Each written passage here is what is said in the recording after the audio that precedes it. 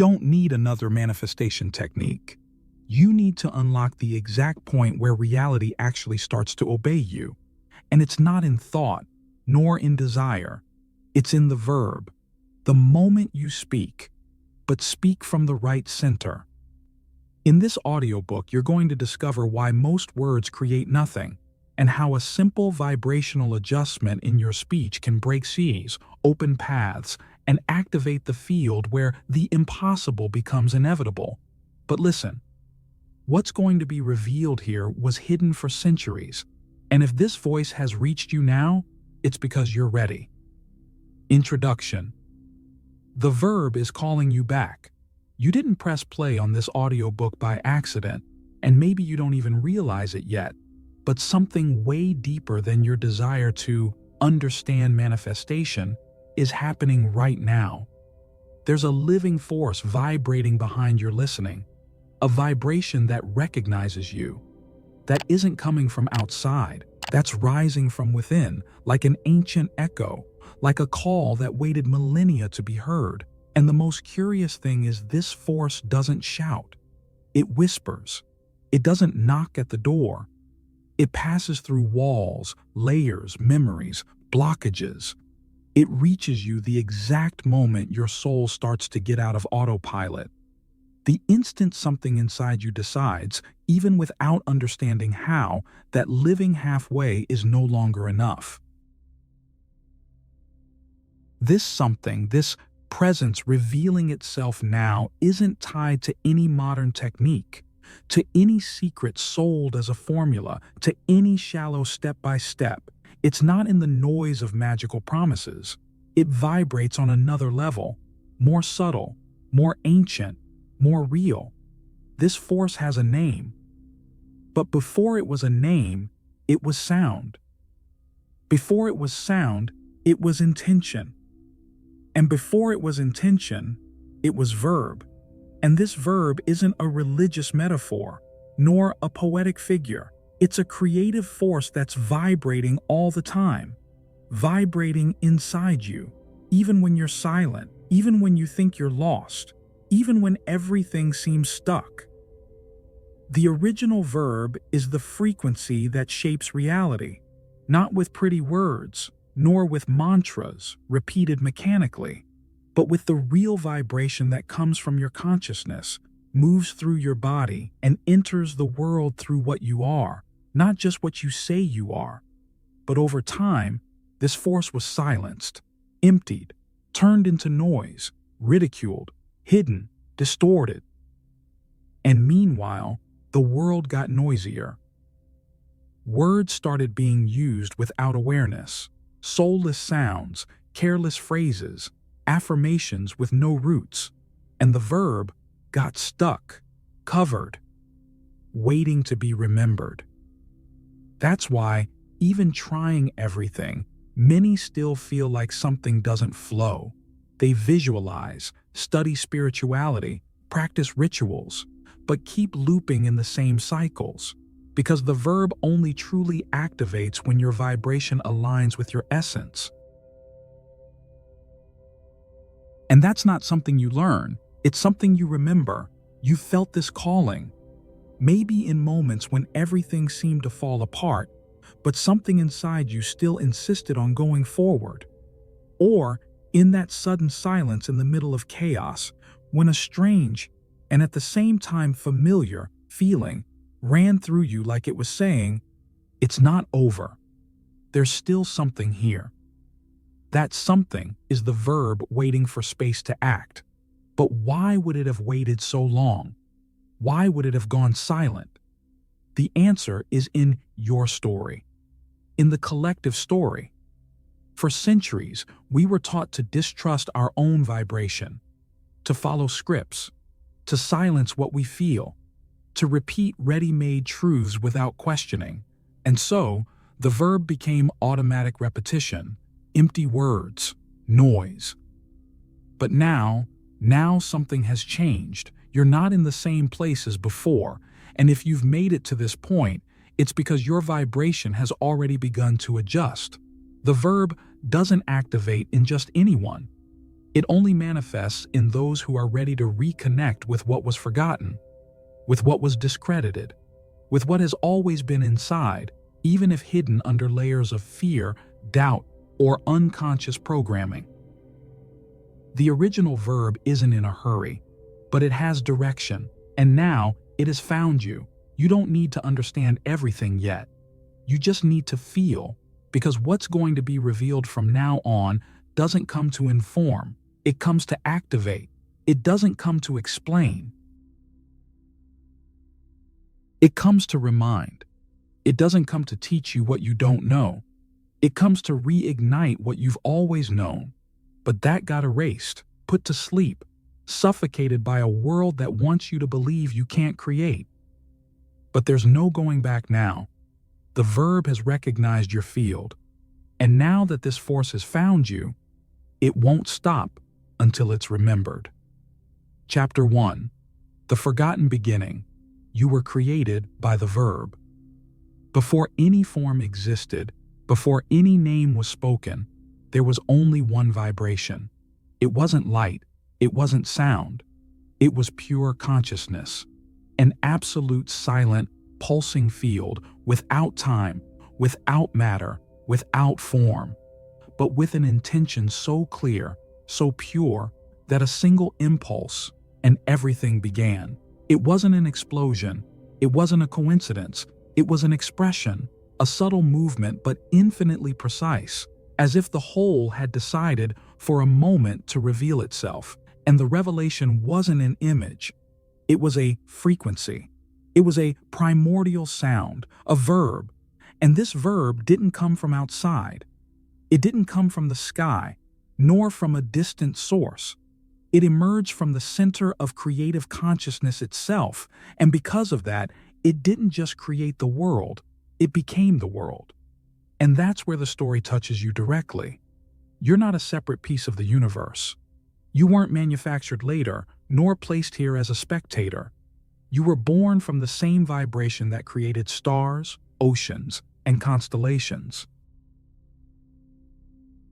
You were generated from the original verb. This isn't poetry. This is foundation. Your body carries the same geometry. Your atoms follow the same dance. Your existence vibrates in resonance with that sound that never stopped echoing. And that's why, deep down, even in your most disconnected moments, you still feel there's something more. Like a forgotten part of you trying to remember where it came from. But that remembering was interrupted, because right after you were born came the external sounds, came the names, the labels, the words that defined you before you even knew who you were. And those words weren't chosen by you. They were deposited. They were programmed. They said you were fragile, that you needed to fit in, that you had to follow rules, please, obey. They said you had to achieve what, in truth, had always been within, and you believed it, not out of weakness, but because it was the only vocabulary available around you. Words became molds. Molds turned into identities. And without realizing it, you started taking on realities that didn't belong to your soul. You saw yourself trying to fit into ideas that weren't born from your heart, saying things that didn't vibrate with your truth, thinking thoughts that carried fear, scarcity, limitation. And every time you did that, the original verb, the one that created you, would pull back a little more. Your natural ability to create started being sabotaged by a vocabulary of denial. You started defining yourself by repeated phrases that went unnoticed. I can't. I'm not good enough. That's not for me. It's always been like this. That's just the way I am. Small words, but they acted like invisible decrees, shaping your reality without you even realizing it. Because language has power, but true power isn't in the words you memorize. It's in the words you believe, and what you believe, you manifest. And if throughout your life you've heard stories that made you smaller, that painted you as someone weak, lost, sinful, or unworthy, then you started living those stories, even if they weren't yours, even if your soul was screaming for something different. That's where the false self is born. An identity created by the sum of external words. A character who needs to please to be accepted. Who's afraid to make mistakes because he believes mistakes disqualify him. Who repeats patterns he doesn't understand because he thinks that's being realistic. This false self vibrates at a frequency of survival, not creation. And the more you identify with this character, the more distant you feel from your creative source.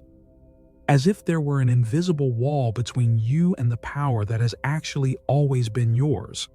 But that wall isn't real. It's vibrational.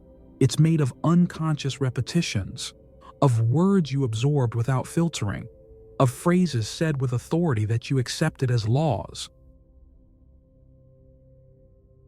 And the most surprising part is that, even with all that, something inside you resisted. Something survived the conditioning. Even if silenced, even if ignored, even if disbelieved, a frequency never stopped pulsing, a vibration that carries your origin, that was never contaminated, that still knows who you are, and that vibration is about to manifest. Chapter 2. The Invisible Sabotage. How you were programmed not to create. You didn't notice when it started, but it was early, very early. Before you even understood the meaning of words, your vibration was already being shaped by the voices around you. Voices filled with fear, shame, belief in limitation. Voices that thought they were protecting, but were actually programming. And that programming didn't enter through the rational mind. It entered through frequency, guilt. That was one of the first vibrations you learned to feel, not because you did anything wrong, but because you were told that being who you are wasn't enough, that wanting more was a sin, that shining was dangerous, that feeling deeply was too much. And so, the spark of creation started to get smothered. You were taught to hold back your energy, to hold your breath, to lower your eyes, to apologize for wanting. It didn't happen in one big traumatic moment. It happened gradually, subtly, daily. A phrase here, a look there, a painful comparison, a silence where there should have been support. And little by little, you internalize that manifesting something grand was an act of ego. That's one of the most dangerous beliefs you carry. The idea that wanting more is being too ambitious, that to desire freedom, abundance, deep love is a sign of arrogance, as if only saints were allowed to live in peace, as if suffering were the only proof of humility. And then you start sabotaging yourself before you even try. You feel the desire, but right after comes self-criticism, shame, comparison, doubt. It's a silent but brutal cycle, because it's not the world that's stopping you. It's the frequency vibrating in you when you place yourself in front of what you truly want. You don't say, "I can't," but you feel it. And that feeling is what the universe reads. There's an even subtler program, the one that makes you apologize for existing. You walk into a room and already ask for permission. You feel like a bother, like you take up too much space, like you need to justify yourself. That's not shyness. That's a vibrational root of guilt just for being. And as long as you vibrate that guilt, your reality organizes itself to confirm that you're out of place, unworthy, not enough. All of this creates a vibrational field that supports scarcity, that reinforces the feeling of not fitting in, that convinces you deep down that you don't deserve to live in fullness. And when this field is active, it doesn't matter how many techniques you practice, nothing holds. Because your verb is born from poisoned soil. But here's the key point. None of this is your essence. It was installed, it was inherited, it was copied. You learned to vibrate at the frequency of limitation because you were exposed to it over and over by people who loved you but were trapped in the same system. Teachers who didn't know the power of words, leaders who confused obedience with faith, religions that turned spirituality into fear. What no one told you is that this whole structure has a source, a specific vibrational point where the distortion began. And that point isn't in the mind. It's in the subtle field where emotion becomes pattern, where belief becomes reality. And until that point is undone, you'll keep wishing with your soul and sabotaging with your vibration. You can feel it right now. Every time you get close to a big change, something in you tightens. A strange sensation shows up, an inexplicable hesitation, a fear disguised as caution, and you step back and say it wasn't the right time, and convince yourself you weren't ready yet. But you were. You just couldn't hold the new frequency. This chapter was created to illuminate that space, to show you that the block isn't in your actions, it's in the layer before thought, where vibration was contaminated by an ancestral belief that manifesting is wrong, that creating with power is challenging the divine. When in truth, manifesting is the purest way of honoring the divine in you. There is a forgotten code, a fragment of original wisdom that wasn't corrupted. It was hidden but not destroyed, and it vibrates silently within the culture that programmed you. And that code is what can flip the entire sabotage structure. That code is about to be revealed. Chapter 3. Abracadabra, the ridiculed sacred code. You've heard this word, probably smiled, maybe thought it was funny, thought of a magician on stage pulling a rabbit out of a hat, or a child playing with made-up spells.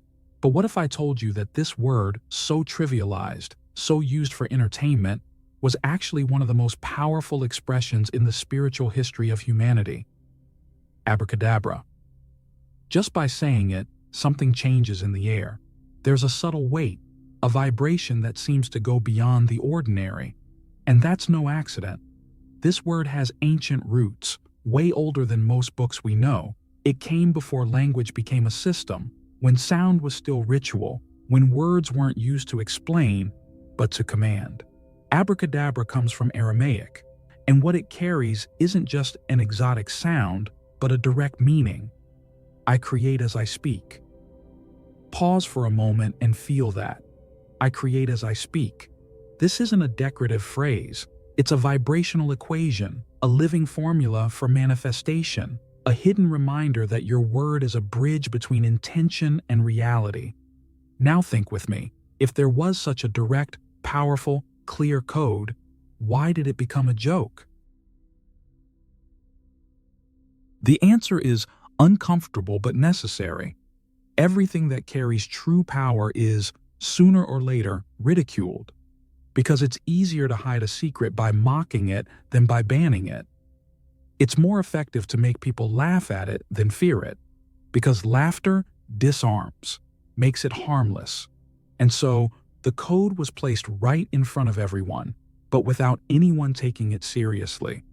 While you were growing up hearing abracadabra in movies and magic tricks, the initiated were speaking it in real rituals, in healing ceremonies, in transition portals, in silent vibrational practices. They knew what it meant. They knew speech is the tool of creation. They knew every sound carries geometry, and that every geometry vibrates at a specific frequency that affects the surrounding field. But this code doesn't work with just anyone. It doesn't obey casual use. It requires more than repetition. It requires presence. It requires alignment. Because abracadabra is a vibrational password, and like every password, it only works if the system recognizes your frequency. It's no use memorizing it. It's no use repeating it with a scattered mind. If your field is out of alignment, the code doesn't activate because it doesn't respond to aesthetics. It responds to the integrity of the vibration. That's why so many people repeat mantras, affirmations, pretty phrases, and nothing happens. Because the universe doesn't read words, it reads frequency. The vibration behind the word is what commands reality. And if that vibration is contaminated by doubt, fear, anxiety, or need, what comes to you is exactly the reflection of that. The real secret isn't in the word itself, but in the internal state of the one who speaks it. The ancients knew this. They prepared the body, cleared the field, quieted the mind. Because only after that process was the word released. It was spoken as a decree, not as a request, as a confirmation of something that was already real in the invisible field. Abracadabra wasn't used as a wish. It was used as an anchor, as a way to seal what had already been created in other planes. It was the vibrational closing of a complete process, and for that reason, it was sacred. That's why it was reserved. That's why it was hidden. But it wasn't lost. It kept vibrating. Hidden in symbols, between the lines, in children's stories, in magicians' gestures, in stage jokes. Because truth has a curious way of surviving. It disguises itself until someone is ready to recognize it. And now, you're ready. Because now you understand that words aren't just random sounds. They're instruments of power. And some of them carry, within themselves, sequences that pierce through layers of reality. Abracadabra is one of those words, not because of magic, but because of vibrational physics. Sound creates form. The verb organizes vibration, and when vibration is pure, the verb becomes command, and the command shapes reality. But for that to happen, you need to remember something society made you forget. Before speaking with power, you need to relearn how to listen with presence. Chapter 4. The word is the bridge, but not every word is a creative verb. You've probably been through this. Saying what you want clearly, stating your goals, repeating positive affirmations, setting intentions with all your might, and still, nothing moves. Like the universe has gone deaf, like your speech is nothing but noise. This happens to more people than you'd think, and it's not because they're saying it wrong, it's because they're saying it empty. There's a huge difference between verbalizing a desire and vibrating that desire. Speech alone has no power. What shapes reality is the vibration that supports the word, and that vibration can't be faked, copied, or borrowed. It either is or it isn't, and the universe responds to that with mathematical precision. Not every word is a verb, not every sound creates. Many just fill the air, repeat patterns, mask fear, camouflage insecurity, and when that happens, the sound leaves the mouth, but not the field. It dies there, without crossing anything, without touching anything, without shaping a thing.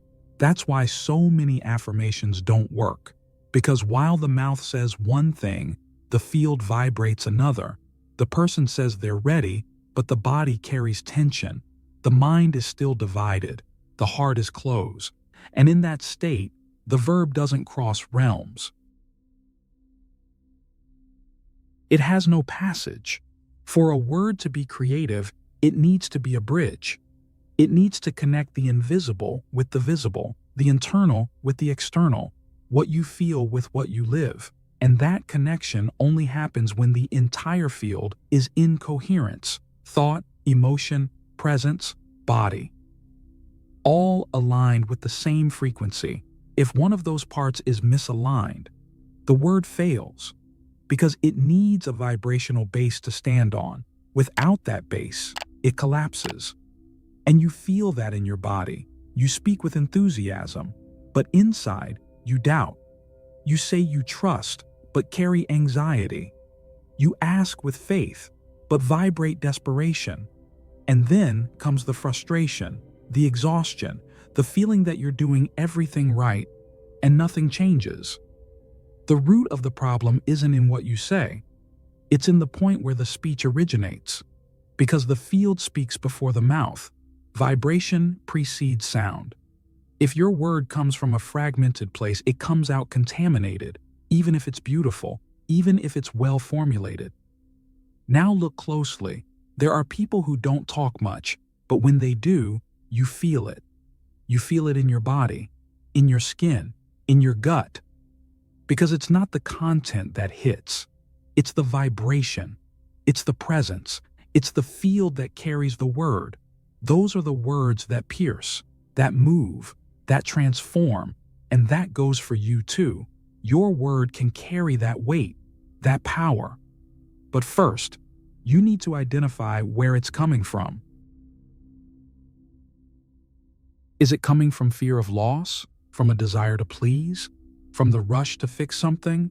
Or is it coming from a center that's aligned, rooted, strong? The answer isn't in the phrase you choose. It's in the feeling you get when you say it. If your body tenses up, if your breathing speeds up, if your chest closes, something's off. The word is coming from a sabotaged place. And in that case, repeating won't help. You need to silence, feel, and adjust the origin. That's where everything starts to shift. When you stop trying to convince the universe and start observing yourself truthfully. When you realize that words aren't for getting something out there, but for expressing something that's already ready inside. It's a subtle shift, but radical. Because in that moment, your speech stops being an attempt and becomes an expression. That shift is what turns words into bridges. It's what allows the verb to actually cross the invisible and touch the physical world. But for that to happen for real, the place where the verb is born has to be the right point. And that's exactly where most people fail without noticing. Chapter 5. Impeccability, the forgotten training of the alchemists. The word impeccability carries a weight that, at first glance, might sound moralistic. Like being impeccable means being perfect, proper, flawless. But that's one of the biggest misconceptions ever attached to the term. Impeccability has nothing to do with right or wrong. It's about vibrational coherence, and that coherence isn't taught with rules.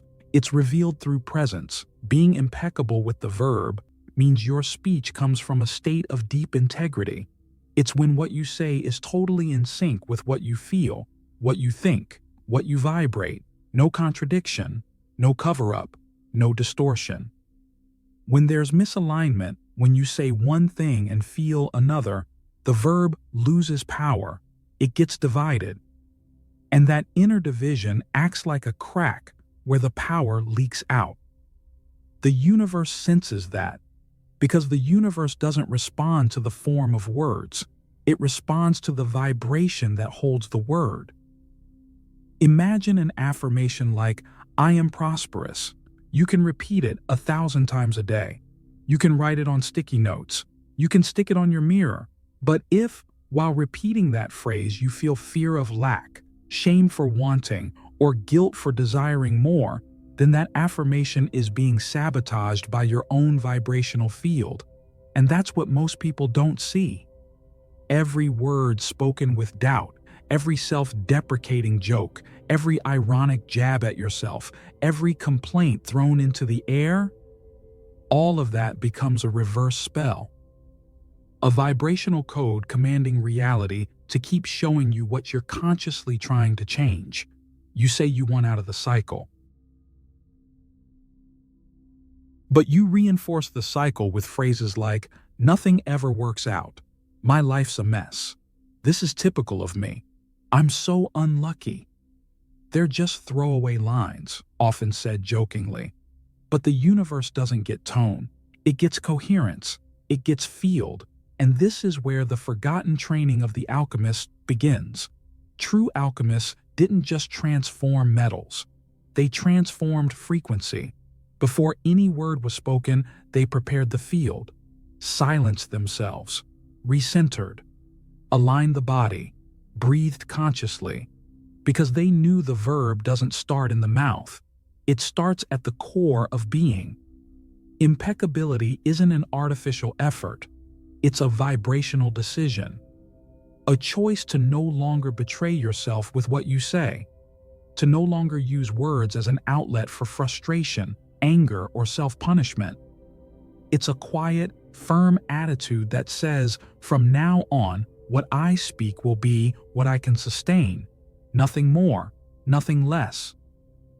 And that doesn't mean speaking beautifully. It means speaking truthfully. It means even silence becomes a verb. Even a pause communicates presence. Even the unspoken vibrates creation, because you start occupying space with clarity, not noise. And how do you know the exact moment you begin breaking the destructive cycle? It's when your speech starts coming from a new place.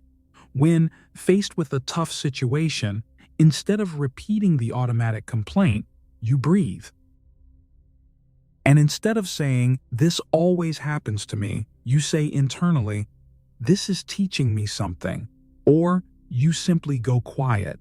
That's impeccability. Not because you've become a saint, but because you've chosen awareness over reaction. That's the start of real alignment. An internal state that starts purifying the way you express yourself. And the more that state stabilizes, the more the verb starts acting with power. Words gain weight. Reality begins to respond.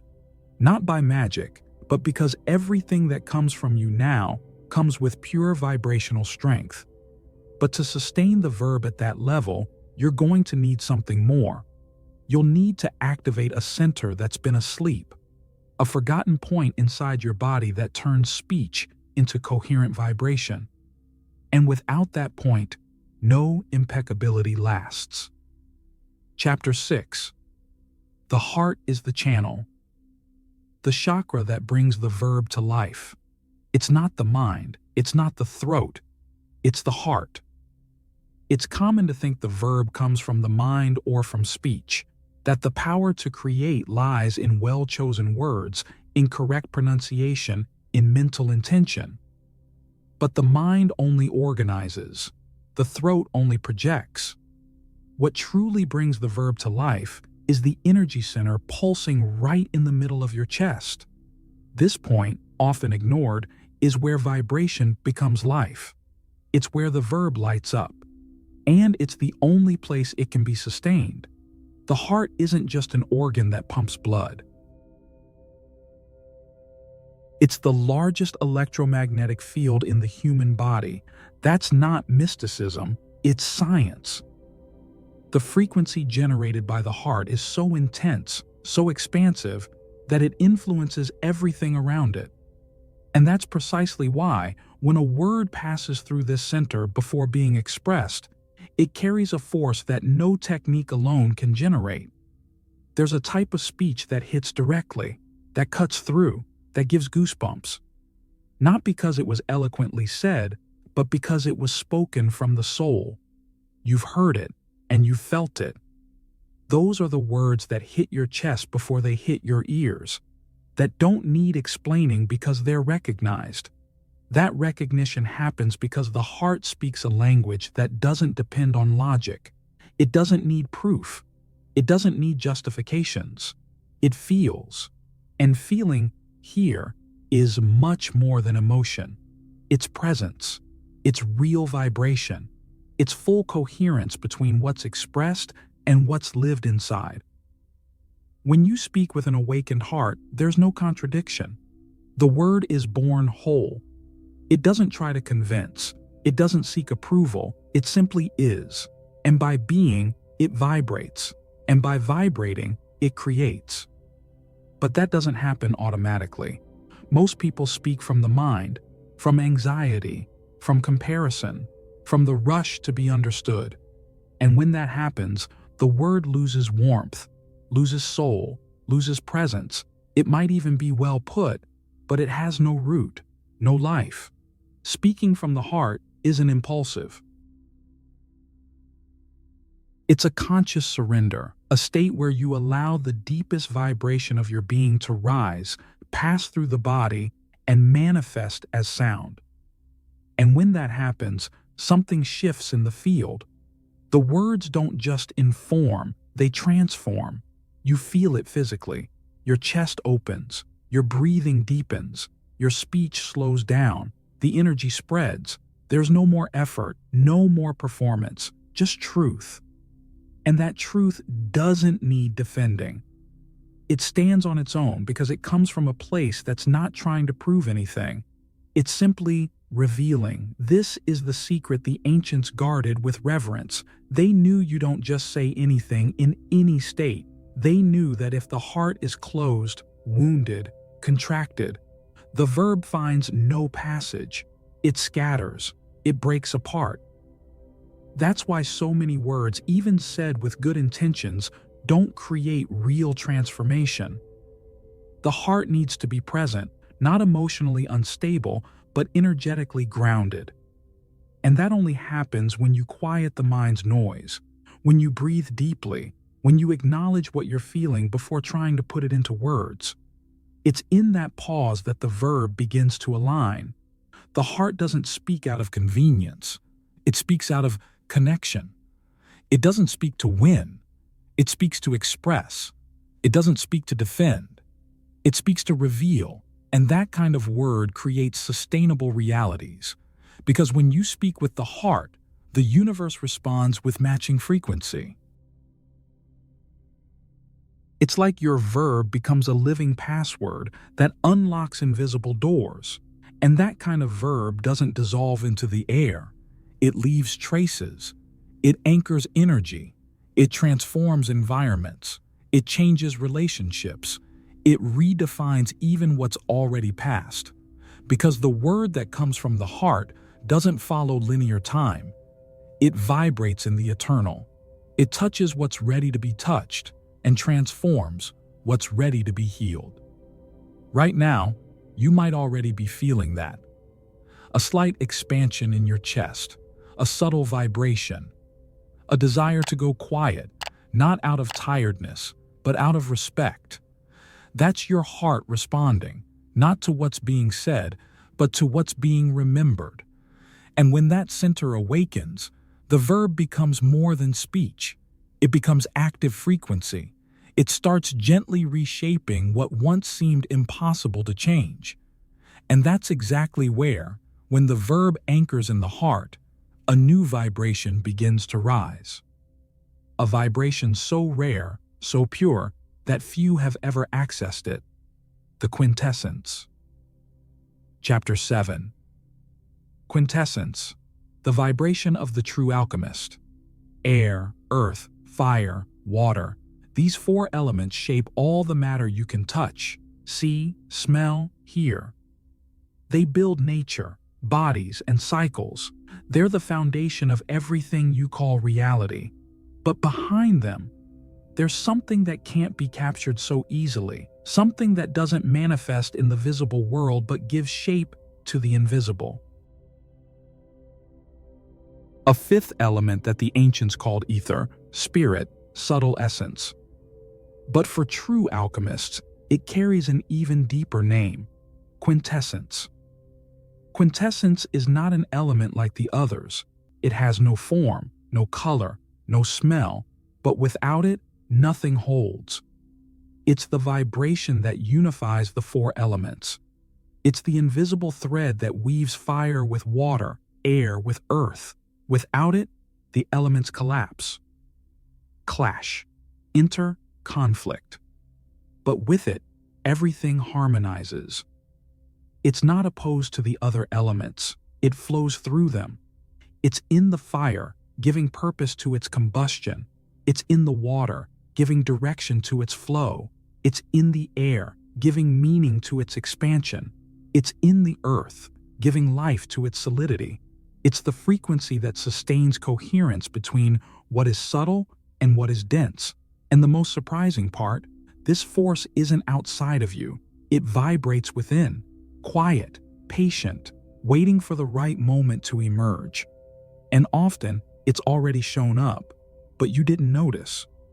Because quintessence doesn't impose itself. It reveals itself when you are in a state of wholeness. You've felt it.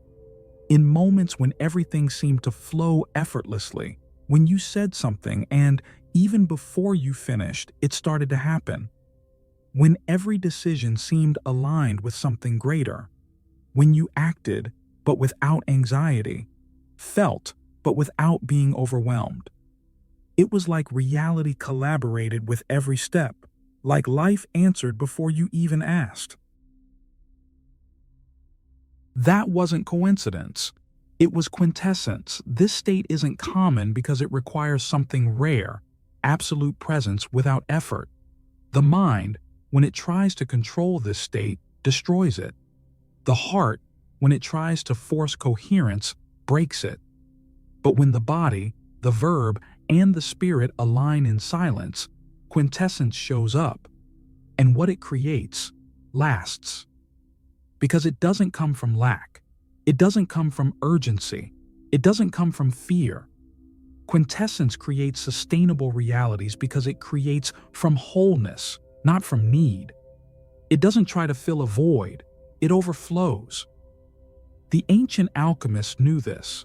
They weren't trying to manipulate the world with formulas.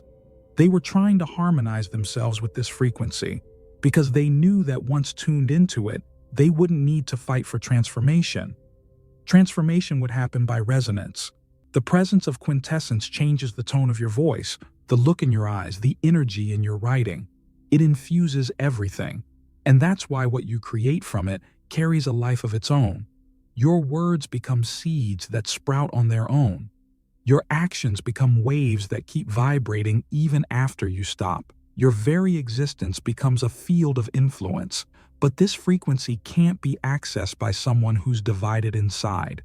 Doubt, fear, guilt, uncontrolled desire, all of that blocks the channel through which quintessence flows, because it doesn't vibrate in urgency. It doesn't respond to commands. It responds to authenticity, to energetic maturity, to full silence of intention.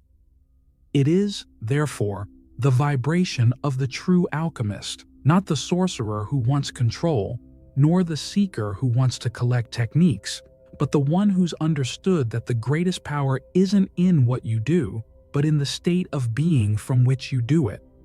And when this fifth element awakens in you, something changes for good. Words that once felt ordinary gain weight.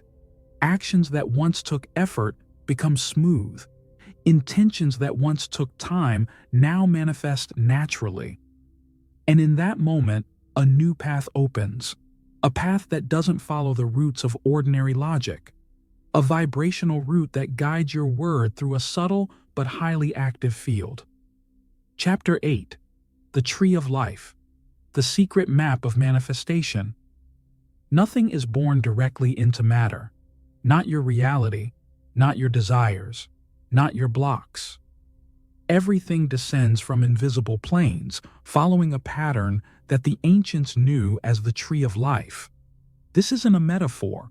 It's a real energetic map used by Kabbalistic sages, mystics, alchemists, and initiates for millennia. A subtle diagram that shows how intention crosses dimensions before reaching the physical world. The tree is made up of 10 centers, spheres of consciousness, and pathways that connect those spheres. It starts at the top, where everything is pure idea.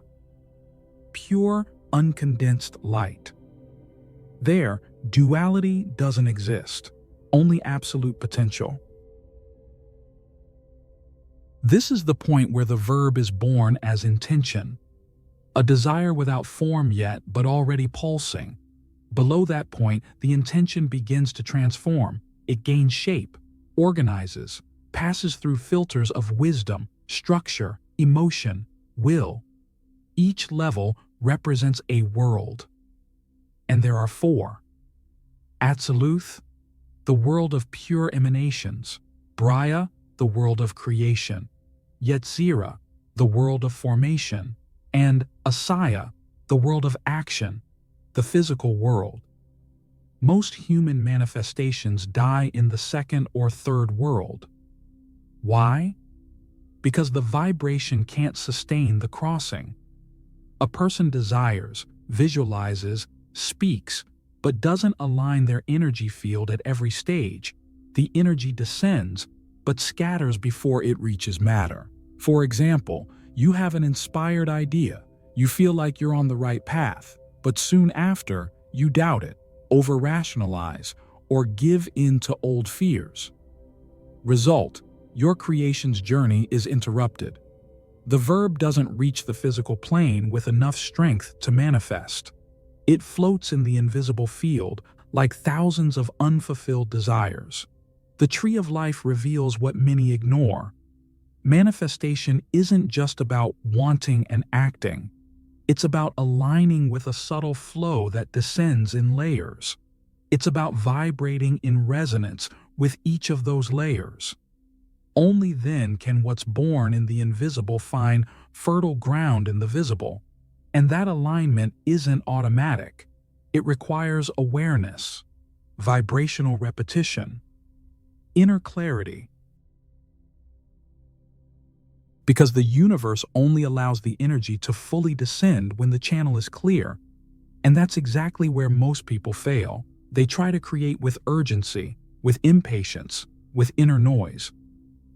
But the tree of life teaches a secret. Every manifestation only blooms when the energy that sustains it stabilizes in all the worlds. And that's only possible when you prepare the field that will receive it. But none of this holds if you don't clear the field where the verb will land. Most people believe creation depends on what is said, on rituals, on commands. But what really sustains manifestation is what vibrates when you're silent, because silence doesn't hide. Silence reveals. It shows what your vibration sustains when no one is looking, when you're not trying to control anything, when the mind is quiet. In this state, the universe reads your true energetic signature. And this reading doesn't respond to what you say you want. It responds to what you vibrate effortlessly. It's as if reality hears what you maintain without realizing. That's why wishing isn't enough. You need to hold the state of someone who's already received. And this is where most people get lost. They want, but vibrate like someone who's still searching. They speak with conviction, but feel with lack. They act with intention, but carry doubt in between. And it's in those in-betweens, in the silence between actions, that the universe makes its truest reading.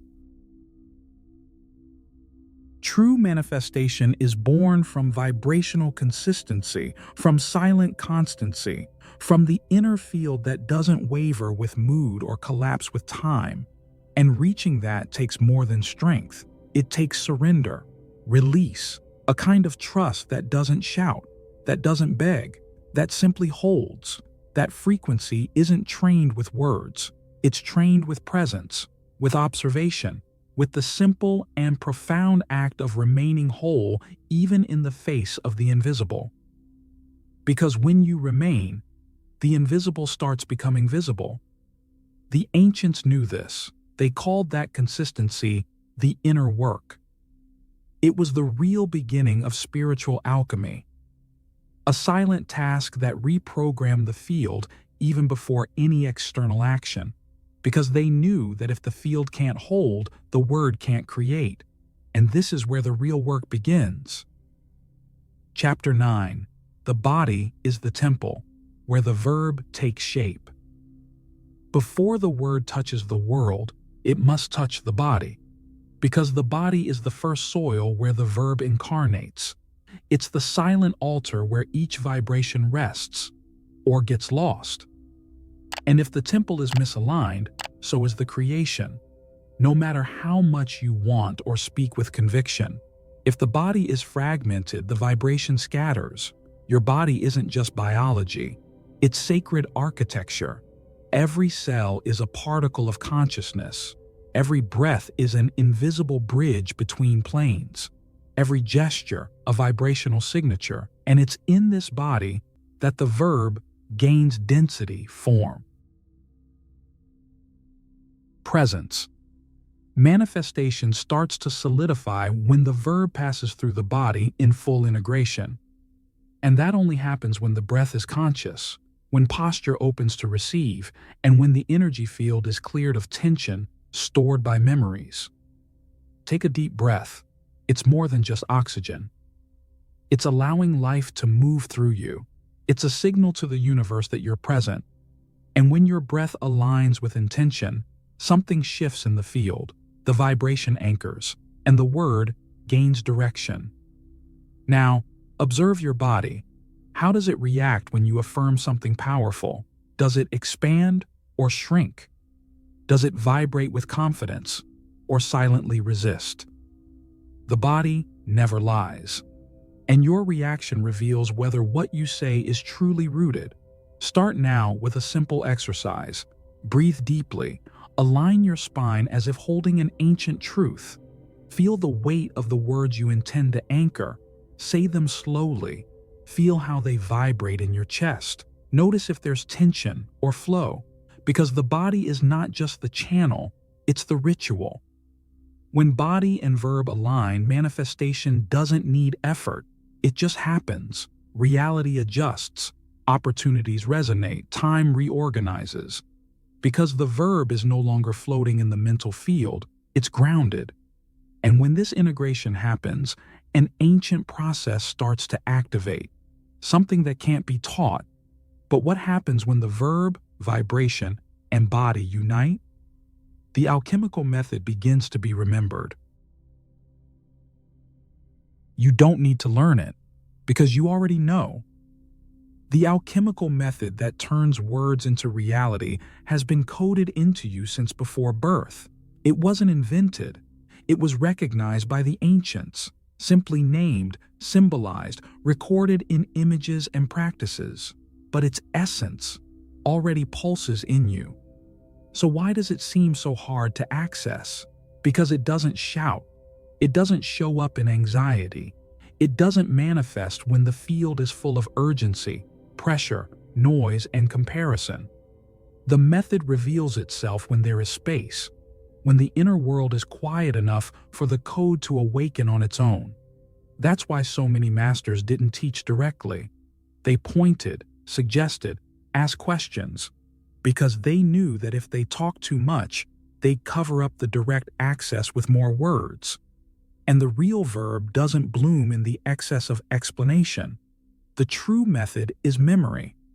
It's a return to what's always been, and you've already had glimpses of it, when you felt something greater was guiding, when everything flowed effortlessly, when the verb came out of you with such truth that reality had no choice but to obey. That moment didn't come from reasoning. It came from a vibration that naturally aligned with the whole. That's the vibration the true method activates, not an external formula, but an internal tuning. And if you've made it this far, something has already started to move. The code is reorganizing.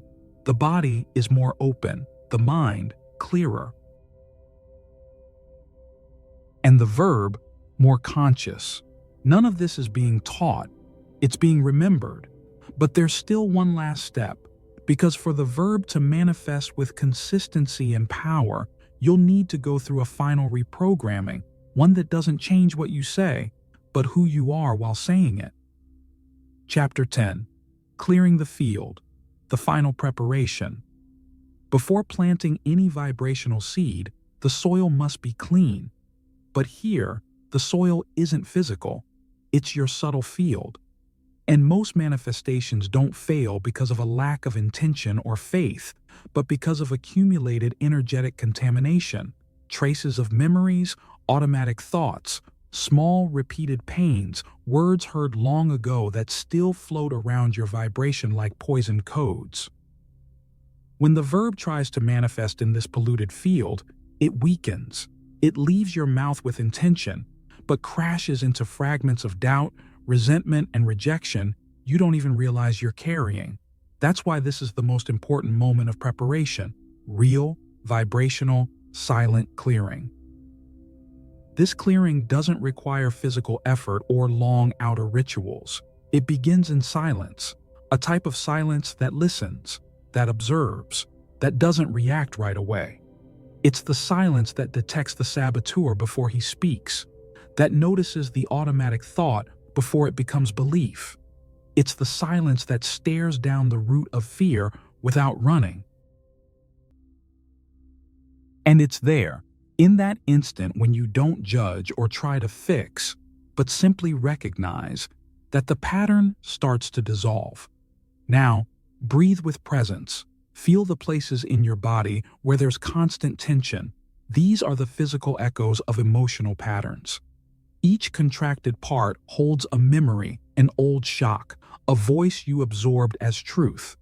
Instead of fighting it or trying to think positive, try just observing.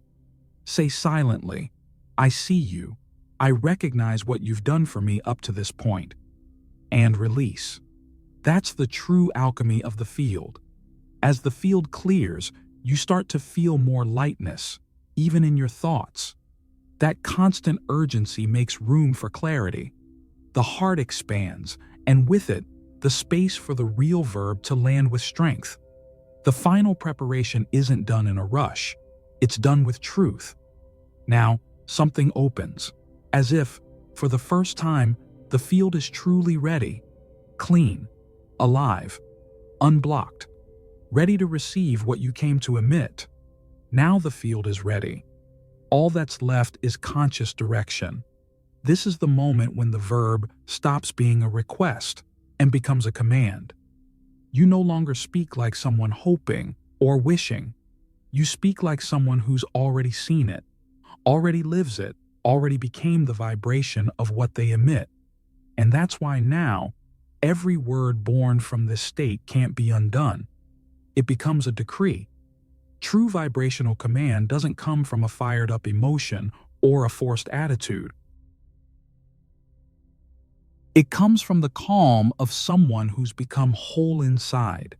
You speak, and reality starts to reorganize, because there's no more internal resistance. The verb comes out clean, focused, firm, no arrogance, no rush, just vibrational certainty. Here, even your tone of voice changes. You notice you don't even need to raise your volume, because when you're anchored, you don't need to shout. The command doesn't come from the throat. It comes from the whole being. And that's why, instead of trying to convince the universe, you inform it. You remind it of a truth that already exists.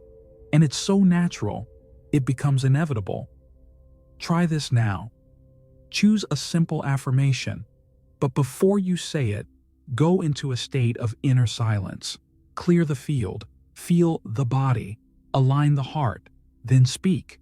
But speak like you already are. Don't repeat like you're hoping. Declare like you're living it. That's the difference between a wish and a decree. But a warning, this power, though real, is subtle. And like all great power, it doesn't hold in excess. The creative verb also knows how to stay silent, because conscious silence carries a vibration as strong as a well-spoken word. And that's where the final secret lies. Chapter 11. The silence that creates. The space where the verb is nourished. There's a type of silence that isn't absence or emptiness. It's vibrational presence at rest, a state where nothing needs to be said because everything is already being gestated. The ancient alchemist understood this. The true verb can only be born from a clean, mature, silently full inner space. In this silence, the field isn't still, it's being nourished. The word, not yet spoken, is being prepared like a lightning bolt that can only strike after the precise buildup of energy, and if it's spoken too soon, it loses focus, it loses alignment, it loses its target. That's why so many speak, affirm, decree, and nothing happens. Because they didn't wait for the right silence, because they didn't let the verb be nourished in the dark. The Creator's silence isn't the silence of fear or hesitation. It's intentional, like the exact moment when the archer holds their breath before releasing the arrow. Like the pause between two musical notes that, when used well, amplifies the beauty of the entire melody. Talking non-stop is the habit of someone who doesn't trust the power they hold, but conscious silence is the art of someone who knows the energy that sustains. And here's an important detail. Not all silence creates power, only conscious silence, the kind that observes everything and judges nothing, that notices thoughts but doesn't feed them, that hears the inner voices but doesn't identify with them. This kind of silence is rare, and it's the one that prepares the vibrational field with the same precision that nature prepares a seed before it sprouts. That silent space is where the verb gets nourished, where it matures, where it connects not only with your desire, but with the cosmic order, because the true verb isn't just personal, it's universal. It respects life's flow, it obeys a higher wisdom, and when it returns to the outer world, it doesn't come back as desperate noise. It returns as an unstoppable force. Now it's no longer about techniques or concepts. It's about presence, full presence, clear presence, living presence. The conscious creator doesn't wait for permission or approval. They don't ask if they're ready. They simply are, because along the way they dissolved the noise, cleared the field, integrated the word, listened to the silence, and remembered their origin. The verb now isn't something they use. It's something they are. Every gesture carries intention. Every choice has vibrational weight. Every word is spoken like a sacred breath, no longer a rant or distraction. They don't create out of impulse or vanity. They create with awareness, with respect, with clarity. They know that every emission brings a response, and that every response shapes their reality. To be an alchemist isn't to manipulate, it's to align. It's to understand that true creation isn't forced, it's allowed. It emerges when the whole being vibrates in coherence with what they want to see manifested. And when that happens, there's no resistance, no contradiction. Life reorganizes to respond. You no longer need to convince, or try, or prove. Because now, your presence is the proof. You've become the verb, not just as a sound, but as a living vibration that travels through realms. You walk with energetic integrity, speak with precision, stay silent with wisdom, and when you create with soul. Nothing shared here was to fill you with formulas. It was to empty you of what kept you from remembering, because the conscious creator doesn't need ready-made formulas. They carry a code that was always there, waiting to be reactivated. The universe doesn't obey wants. It responds to the vibration of someone who remembers what they came to manifest. If you've made it this far, it's because the verb has already started to move inside you. Write in the comments, "I remember the verb." This phrase will anchor your vibration and can activate others who were ready but needed that spark. If you want to support the channel directly and help spread this message across the world, there's a link in the pinned comment where you can contribute freely. Or, if you prefer, you can use the super thanks button here on YouTube.